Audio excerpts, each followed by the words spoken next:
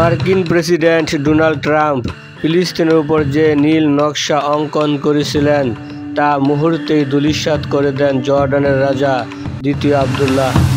মুসলিমদের পক্ষ হয়ে মার্কিন প্রেসিডেন্টকে কূটনীতির ভাষায় শক্ত জবাব দিয়েছেন আবদুল্লাহ। শুধু এই কারণে তার দেশের জনগণ তাকে এক নজর দেখার জন্য আম্মানের রাস্তায় দাঁড়িয়েছিলেন এবং তাকে রাজকীয়ভাবে বরণ করে নেন।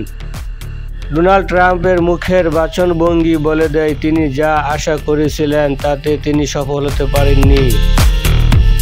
ফিলিস্তিনিদের গর্বের উচ্ছেদ, উৎখাত ও অন্য জায়গায় সরিয়ে নেয়ার ব্যাপারে তিনি মার্কিন প্রেসিডেন্ট ডোনাল্ড ট্রাম্পকে সরাসরি না করেছেন।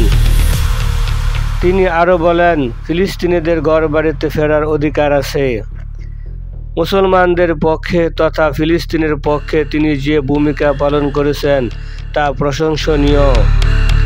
এবার আরব বিশ্বের কাজ হলো ফিলিস্তিনের পক্ষ হয়ে লড়াই করা।